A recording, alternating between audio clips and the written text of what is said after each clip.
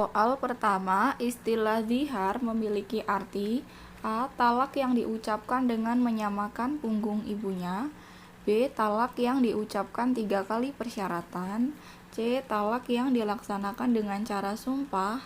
D. Talak yang dijalankan penangguhan. Atau E. Talak yang dilaksanakan dengan cara paksaan. Maka jawaban yang benar untuk istilah zihar adalah suatu ungkapan suami yang mengatakan kepada istrinya, "Bagiku engkau seperti punggung ibuku," di saat ia hendak mengharamkan istrinya baginya.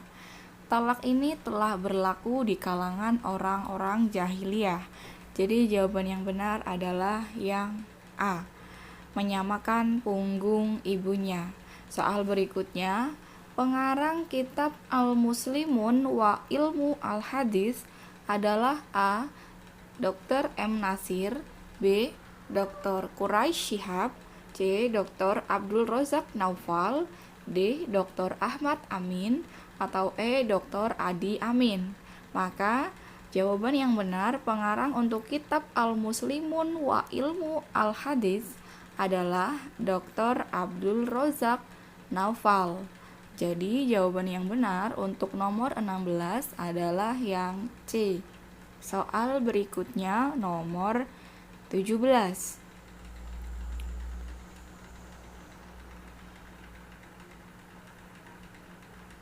Menurut para pakar ahli fikih bahwa batas nisab zakat emas minimal A. 75 gram emas murni 24 karat, 80 gram emas murni 24 karat, 90 gram emas murni 24 karat, atau 85 gram emas murni 24 karat. Maka jawaban yang benar adalah yang D. Karena Nabi SAW bersabda, "Tidak ada kewajiban bagi dirimu atas sesuatu sehingga kamu mempunyai 20 dinar. Jika kamu telah mencapai 20 dinar dan telah mencapai 1 tahun, maka zakat darinya adalah setengah dinar. Sedangkan kelebihannya dihitung menurut perhitungannya. Tidak ada zakat pada suatu harta sehingga mencapai 1 tahun. 1 dinar bernilai 4,25 gram sehingga 20 dinar sama dengan 85 gram, wajib mengeluarkan zakat 2,5%-nya. Soal nomor 18, raja terakhir Samudra Pasai adalah A. Maliku As-Soleh, B. Zainal Abidin, C. Abdurrahman Saleh, D. Merah Sile, E. Sayyid Ahmad. Maka yang benar adalah raja terakhir Samudra Pasai adalah Abdurrahman Saleh. Soal berikutnya nomor 19. Batas nisab zakat kambing minimal A. 40 ekor kambing, 50 ekor kambing, 60 ekor kambing, 20 ekor kambing, atau 30 ekor kambing.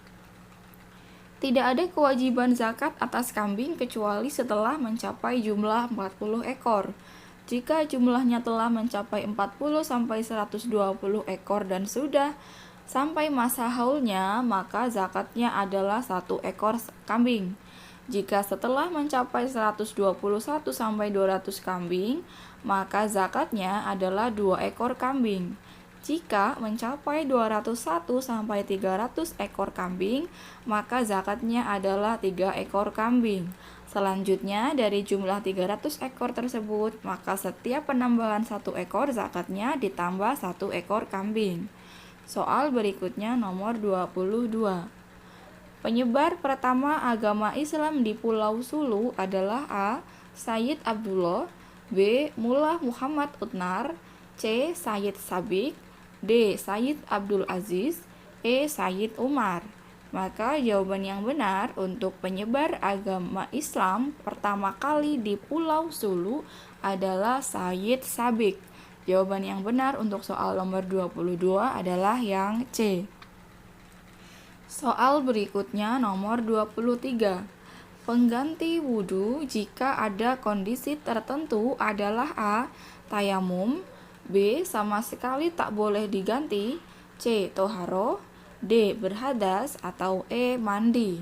Maka jawaban yang benar untuk soal nomor 23, pengganti wudhu adalah tayamum jika kondisi tertentu yang membolehkan ya. Jadi ada kondisi tertentu maka boleh tayamum. Soal nomor 24, tokoh yang menyebarkan agama Islam pertama kali di Cina adalah A. Sa'ad bin Abi Waqqas, B. Said bin Haris, C. Hasan al-Banna, D. Khalid bin Walid, atau E. Haidar Ali? Maka tokoh penyebar agama Islam yang pertama kali di Cina adalah Khalid bin Walid. Jawaban yang benar untuk soal nomor 24 adalah yang D. Soal berikutnya, yang merupakan ciri-ciri ayat Makkiyah adalah A.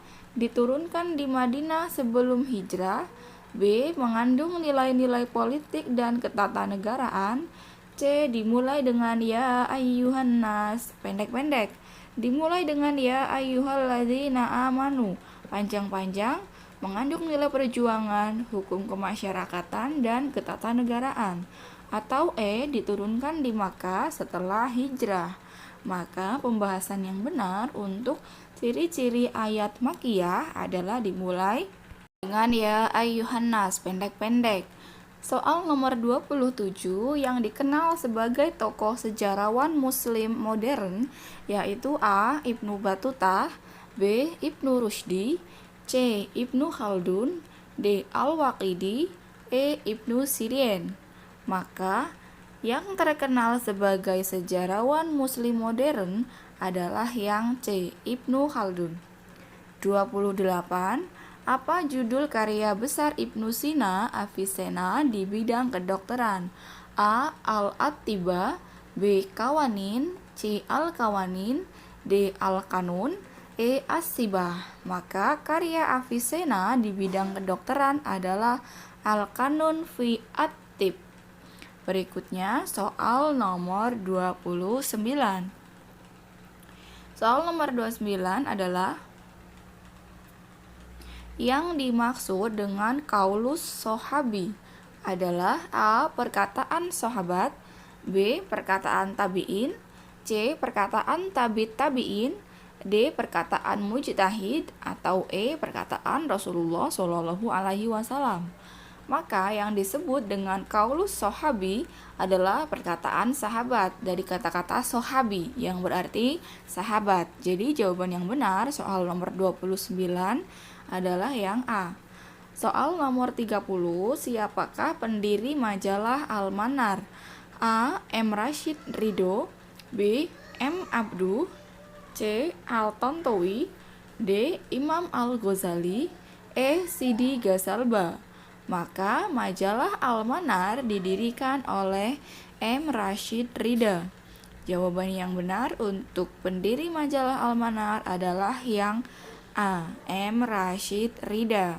Soal berikutnya nomor 31. Masa Khalifah Al-Ma'mun dari Bani Abbasiyah telah berhasil mendirikan suatu lembaga keilmuan, yaitu A. Baitul Lahmi, B. Baitul Ilmi, C. Baitul Hikmah, D. Baitul Ulum, E. Baitul Ikhwan. Maka jawaban yang benar untuk masa Khalifah Al-Ma'mun dari Bani Abbasiyah telah menghasilkan suatu produk keilmuan yaitu Baitul Hikmah, yang C. Soal berikutnya nomor 32. Faham apakah yang berpendapat bahwa Allah menakdirkan segala perbuatan manusia sesuai dengan kemampuan perbuatan manusia itu sendiri? A. Faham Mu'tazilah, B. Faham Qadariyah, C. Faham Jabariyah, D. Faham Ahlu Sunnah wal Jamaah, E. Faham ulama salaf. Maka pernyataan tersebut adalah pendapat tentang takdir menurut faham Ahlu Sunnah wal Jamaah. Jawaban yang benar untuk soal nomor 32 yang D. Soal berikutnya nomor 33. Soal nomor 33, terminologi milah dalam Islam memiliki makna A. suatu nilai yang mengandung prinsip ajaran, suatu nilai yang mengandung jalan hidup, suatu nilai yang mengandung ajaran tertentu, suatu nilai yang mengandung hukum-hukum keagamaan, atau suatu nilai yang mengandung aturan-aturan. Maka terminologi milad dalam Islam adalah suatu nilai yang mengandung ajaran-ajaran tertentu. Yang C. Soal berikutnya nomor 34. Aliran manakah yang tidak mau menakwilkan ayat-ayat mustasyabihat? A. Salaf dan Maturidiyah. B. Asyariyah dan Salaf. C. Mauridiyah dan Asy'ariyah.